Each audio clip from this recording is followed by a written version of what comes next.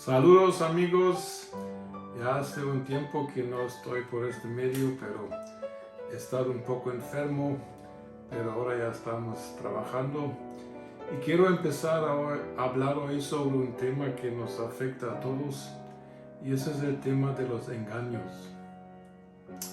Hay que entender de que la meta de Satanás es definitivamente engañar al cuerpo de Cristo, tanto a los cristianos individuales como a iglesias, incluso movimientos de iglesias. Y el engaño es un asunto muy peligroso que se tiene que entender. Y por eso quisiera empezar a hablar de este tema para aclarar unos asuntos y para realmente que estemos preparados y para reconocer cuando el engaño esté tocando a la puerta de nuestra mente y de nuestro corazón. Voy a iniciar con Lucas 21:8, donde Jesús, hablando ya de los últimos tiempos, dice bien claramente: entonces Jesús dijo, mirad que no seáis engañados, porque vendrán muchos en mi nombre diciendo yo soy el Cristo, y el tiempo está cerca, mas no vayáis en pos de ellos. El engaño hacia la iglesia y los valores y las verdades de la iglesia, según la palabra, va a aumentar en los últimos tiempos. Yo pienso que la mayoría de nosotros estamos conscientes de que puede ser que vivamos literalmente en los últimos días. Y aunque Jesús tarde, sin embargo, la advertencia de guardarse en contra de engaños existe desde hace 2000 años. No es nada nuevo. Pero sabemos de la Escritura y por dos hechos para mí claros de que los engaños en los últimos tiempos aumentarán. En primer lugar, Satanás, según Apocalipsis 12, sabe que su tiempo se está acabando. Y reconociendo de que su tiempo es corto, él intensifica sus labores y sus trabajos de engaño en contra de la iglesia. Y en segundo lugar, los últimos 10 años hemos experimentado una explosión a nivel de medios de comunicación. O sea que el mundo está siendo bombardeado con mensajes, con contenido anticristiano en contra de la fe. Está siendo bombardeado con herejías que son enseñanzas que definitivamente parecen ser bíblicas, pero no realmente llevan en el camino del cristiano. Estamos bombardeados con falsas enseñanzas. Entonces es algo que ha aumentado por dos razones. El tiempo se acerca y también los tiempos ahora realmente proveen más oportunidad al maligno y sus huestes para tratar de engañar a la iglesia. Una distinción que quiero enfatizar en esta plática primera es de que hay una diferencia entre ser engañado y ser tentado.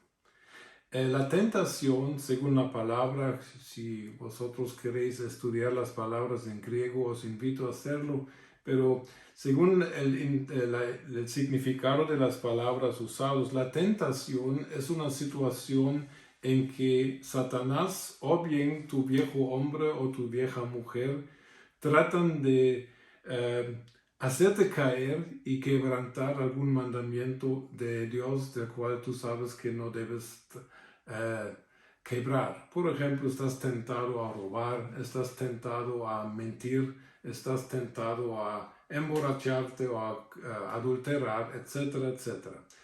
Tentaciones siempre son situaciones en las cuales el cristiano puede decidir seguir recto o el cristiano decide caer en la tentación que lleva al pecado. Ahora, si un cristiano normal cae en un pecado, cede a la tentación y peca, el proceso normal es de que la mala conciencia empieza a condenarlo. El Espíritu Santo empieza a hacer su trabajo de convencernos de lo que no ha sido correcto y generalmente el cristiano que ha caído en pecado por medio del reconocimiento de su error y el arrepentimiento y el pedir perdón, puede volver a una relación con Dios como antes de haber pecado. Entonces, esa es la gran ventaja que tenemos. Hay perdón para los que pecamos. No debemos estar pecando todo el día y todo el tiempo, pero sí hay perdón para los que hemos caído en tentación. El engaño es diferente.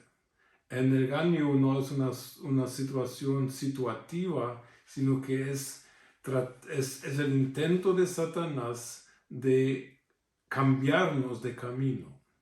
La palabra engañar tiene que ver con empezar a ir por un camino errado, un camino equivocado. Y tenemos que entender de que el camino en la Biblia está claramente definido y solo hay un camino que lleva al Padre, que es Jesucristo. Entonces, si nosotros caminamos sobre este camino, vamos a llegar a la meta. Pero el engaño procura que nos desviemos un poquito del camino. Y al principio parece que todavía vamos en la misma dirección, pero con el tiempo nos estamos alejando más y más de lo que es el camino verdadero.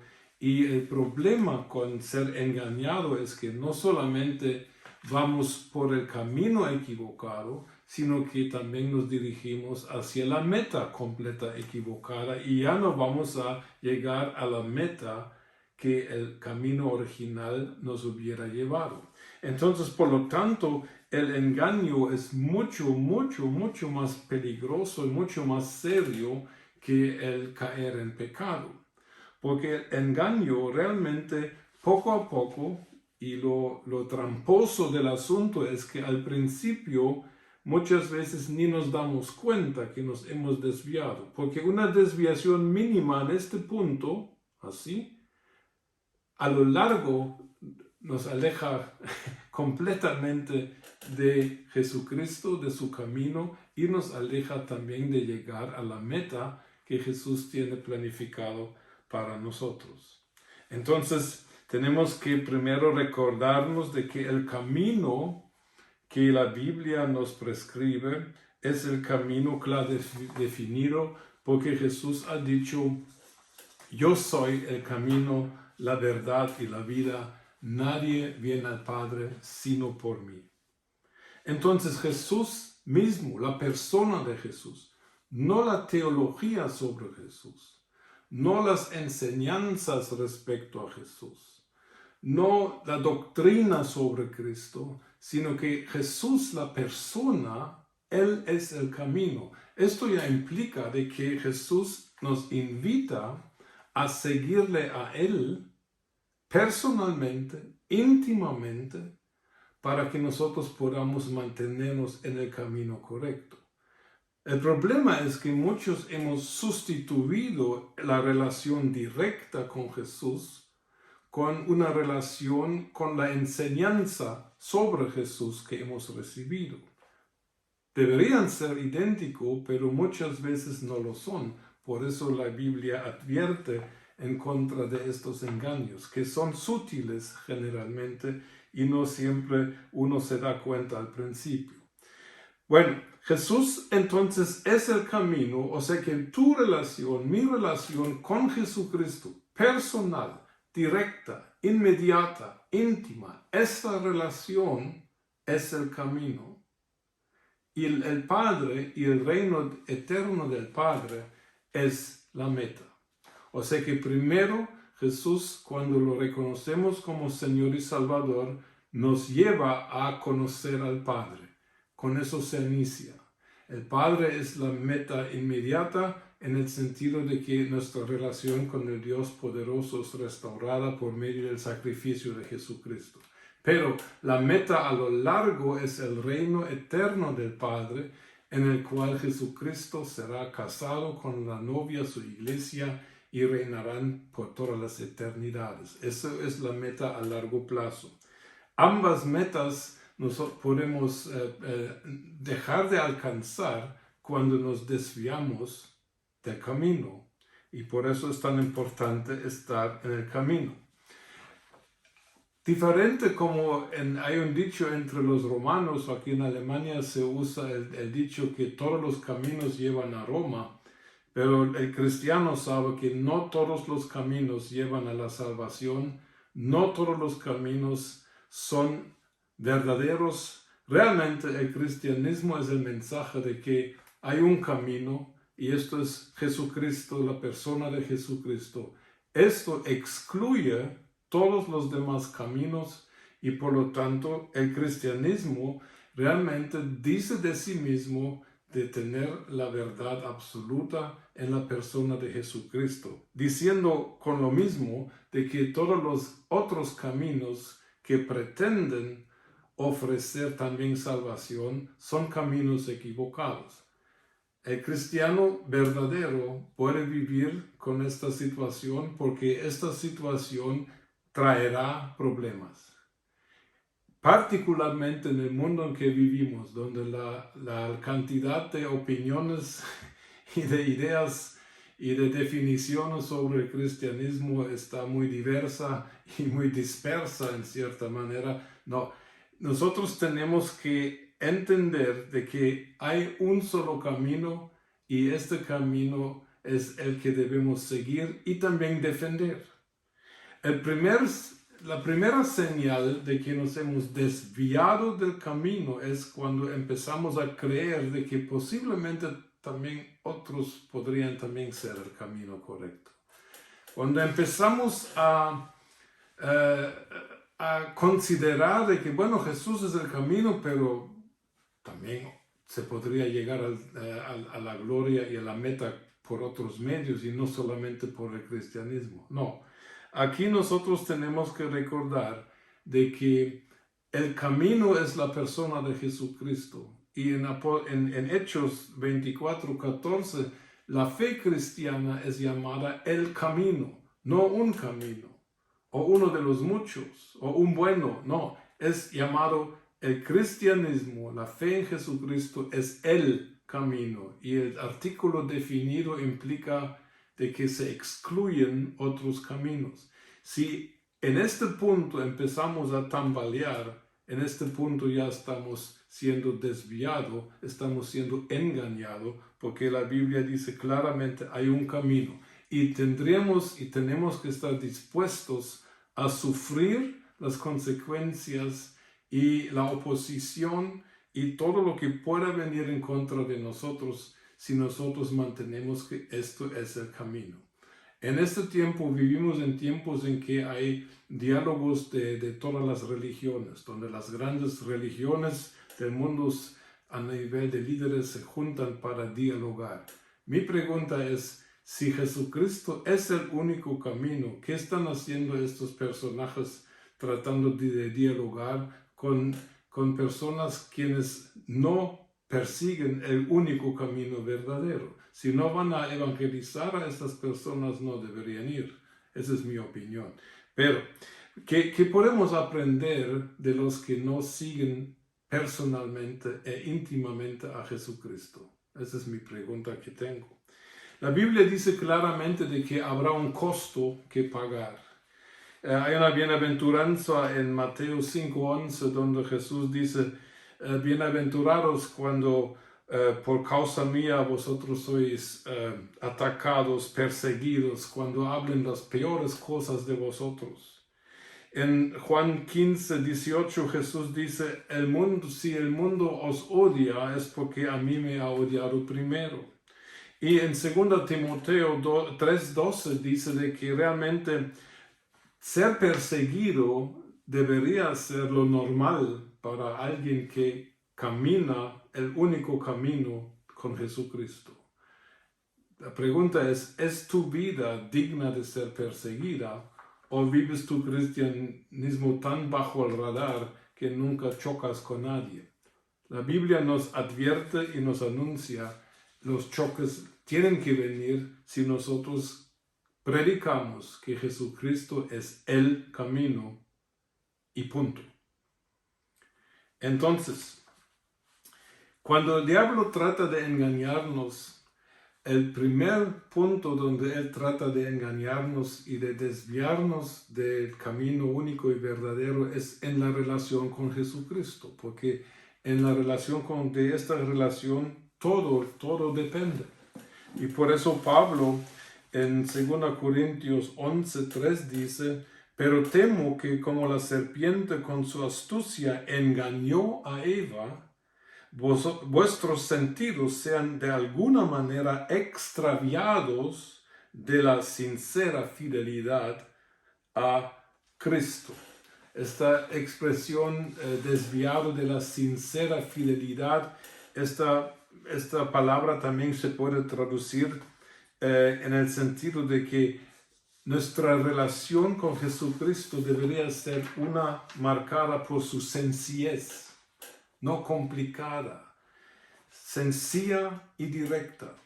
Cuando yo pregunto a un cristiano cómo está tu relación con Jesús, debería contestar con algún contenido que describe la calidad de su relación con Jesús, pero no que describa su calidad de su relación con su religión cristiana, la doctrina o teología de su iglesia. Allá empieza ya el problema. Cuando nosotros necesitamos, para seguir en el camino de Cristo, si de verdad necesitamos y dependemos, esa es la palabra, si dependemos de otros cristianos, si dependemos de actividades de la iglesia para mantenernos en el camino, eso es mala seña. La iglesia nos tiene que instruir, la iglesia nos tiene que corregir, la iglesia nos tiene que animar, nos tiene que motivar, nos tiene que consolar. De la iglesia podemos recibir mucho, pero la iglesia no puede sustituir tu relación directa e íntima con Jesús. Mucho cuidado. Muchos tienen una relación con lo que es la estructura y la vida de su iglesia, pero cuando uno pregunta y uno hace preguntas serias, uno se da cuenta una relación con Jesús no hay.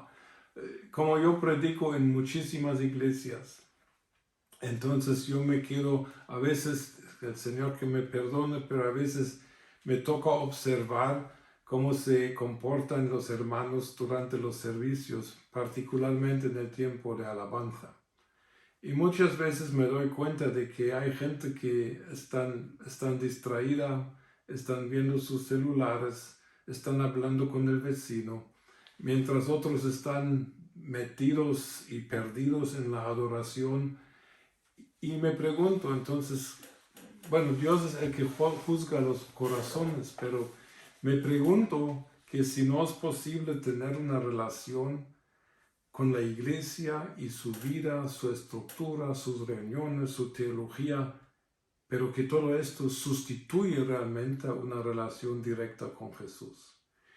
La meta y el fin de la iglesia y las estructuras, reuniones y programas de iglesia tiene que ser que mi relación con Jesús llegue a ser una funcional, que mi vida como cristiano llegue a ser una vida fructífera y buena y fuerte, y que no dependa de nada ni de nadie para tener esta relación. Corona nos mostró que de un 2x3 podríamos perder lo que es la vida de la iglesia. Y muchos pastores me informan de que después de la pandemia, las iglesias se quedaron un poco vacías. No todos los hermanos regresaron a congregarse. Me pregunto qué pasó. Entonces tenemos que tener mucho cuidado de que nosotros tenemos la habilidad de sustituir la relación directa con Jesús, que es el camino, con otras cosas, con otros conceptos. Y generalmente eso ya es una desviación del camino original, y si nos desviamos del camino original, tampoco llegaremos a la meta original que Dios había pensado para nosotros.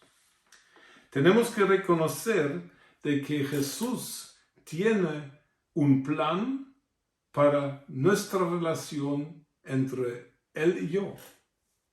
Este plan no es idéntico. Mi relación con Jesús tiene que ser diferente que la tuya, porque tú eres diferente a mí. Dios nos ha hecho a todos originales. Biológicamente todos tenemos una DNA idéntica. Genéticamente no somos idénticos, perdón. Todos somos únicos. Espiritualmente confío yo también que somos diferentes, somos únicos.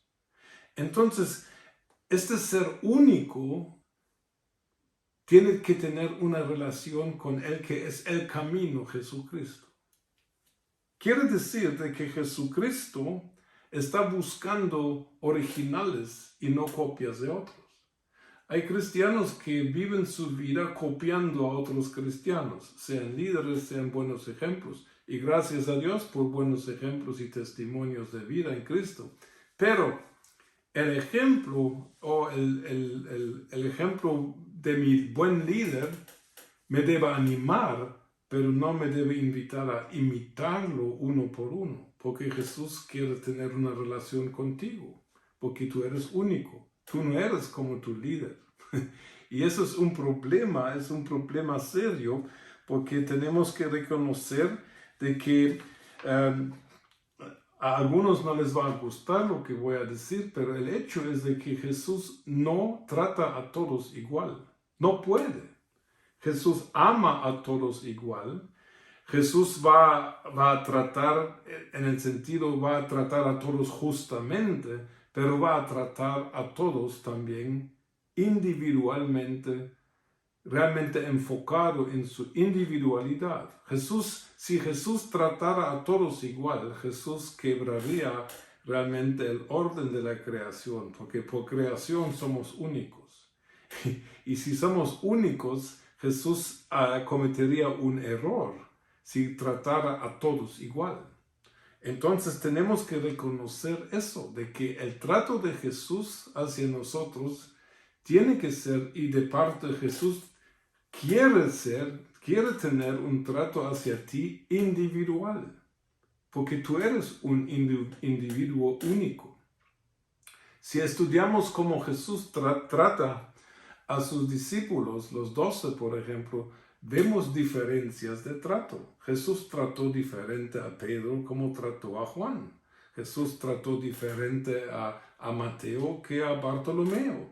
Entonces, tenemos que ver que Jesús realmente trataba a cada discípulo, cada apóstol, tomando en cuenta su biografía, tomando en cuenta su carácter, tomando en cuenta su debilidad, tomando en cuenta su fuerte. Jesús trató a cada quien diferente, porque todos son diferentes. Y cuando Jesús trata a todos diferentes, entonces allá es donde Jesús trata a todos igualmente y justamente. Somos individuos y necesitamos entender de que Jesús tiene una relación para ti. Él te llama a una relación contigo personal, individualmente, donde Jesús quiere tomar en cuenta todo lo que eres, tu biografía, tus fracasos, tus éxitos, tu aprendizaje, lo que no sabes y lo que sabes. Jesús quiere tener una relación con tú y lo que es la totalidad de tu vida. Y por eso Jesús trata justamente diferente a cada quien. El ejemplo que a mí más me llama la atención en la Biblia es en Juan 21, 20 al 22, donde ya Jesús resucitado hay un encuentro con los apóstoles. Entonces voy a parafrasear la situación y dice que Pedro está con Jesús y Juan, y de repente Pedro dijo, y Jesús, ¿y qué va a hacer de este? Hablando del apóstol Juan. Y Jesús le contesta, si yo quiero que él se quede hasta que yo venga, ¿qué te importa a ti? Tú sígueme a mí. Quiere decir, Jesús dice, mi relación con Juan no es tu negocio. No tienes nada que meterte a mi relación con Juan. Tú tienes una relación conmigo, yo contigo. Tú sígueme, esa es tu responsabilidad. No mires al otro. Y no mires cómo trate al otro, porque yo a cada quien voy a tratar diferentemente, porque eso es justicia y eso es verdadero amor.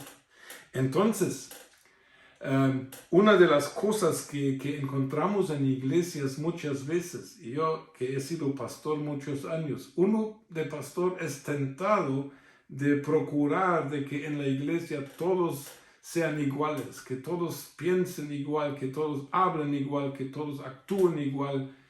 Eso es una tentación que un líder debería evitar, porque la meta de Dios no es que seamos metidos a un molde idéntico para todos. No, no puede ser, porque Dios no nos ha hecho con moldes.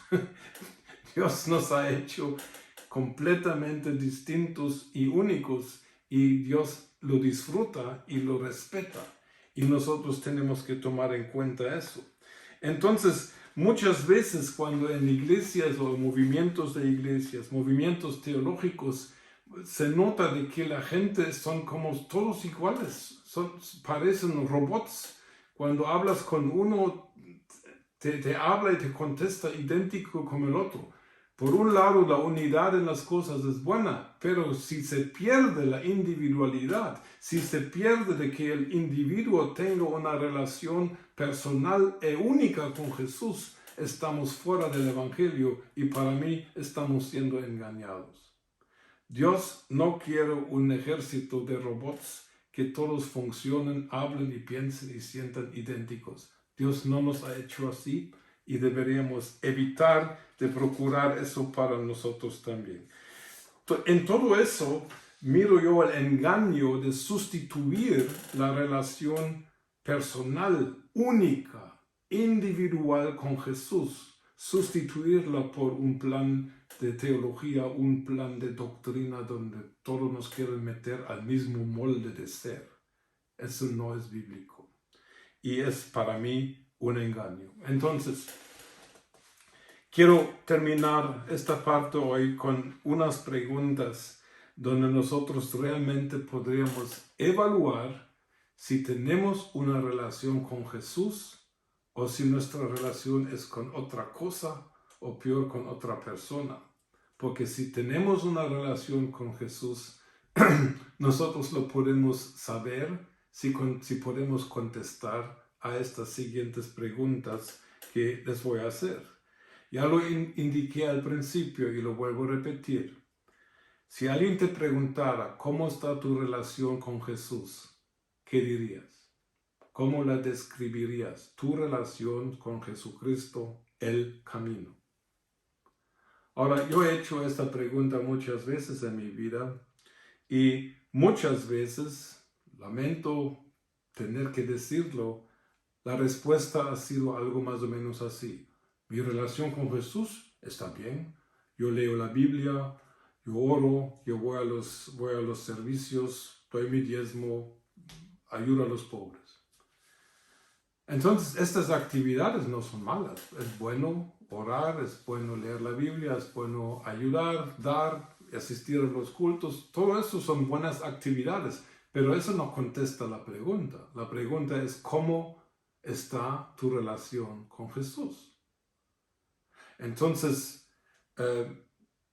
tu relación con Jesús nada más es una serie de actividades que tú cumples.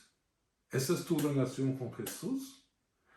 Entonces, eso a mí me llevaría a la pregunta, ¿cómo evalúas tú la calidad de una relación? Por ejemplo, si alguien me preguntara a mí, ¿cómo está tu relación con tu esposa? Y yo digo, yo leo libros de consejería sobre matrimonio, yo visito seminarios matrimoniales, tú me dirías, es bueno leer libros sobre el matrimonio, es bueno oír consejos, es bueno asistir a seminarios matrimoniales, pero mi pregunta era, ¿cómo está tu relación con tu esposa?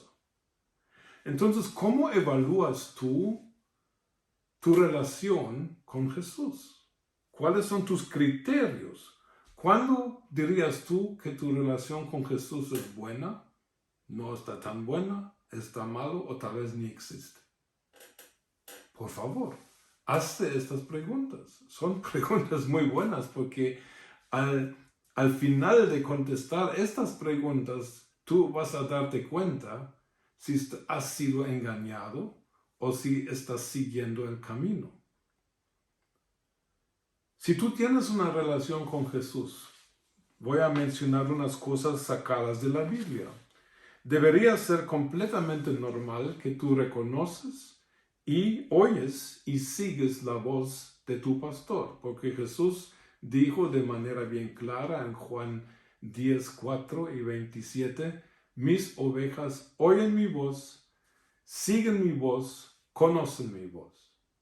Jesús no está diciendo, espero que mis ovejas oigan mi voz, espero que me sigan, espero que lo reconozcan. No, Jesús como hecho declara, si alguien es mi oveja, quiere decir que yo soy su pastor, tú eres mi oveja. Si esta relación existe, es completamente normal que tú oyes, sigues, reconoces y obedeces mi voz.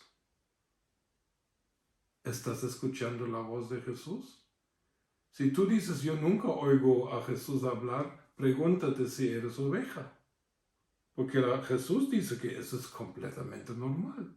¿Cómo vas a seguir a Jesús el camino si no oyes, o peor, si ni siquiera reconoces su voz?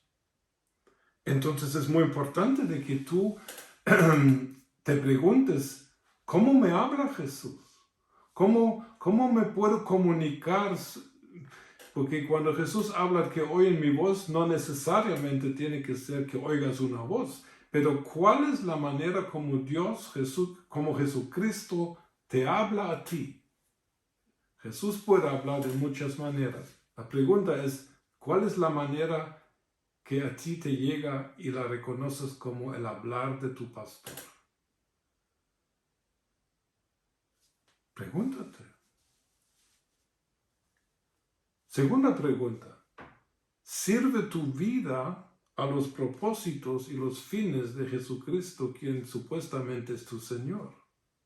¿Vas a trabajar para ti o vas a trabajar para Jesús?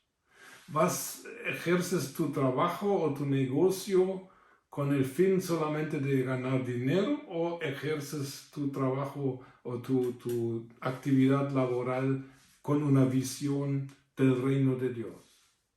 ¿Cómo ves tu vida? ¿Tienes tu vida separada en vida normal y vida espiritual?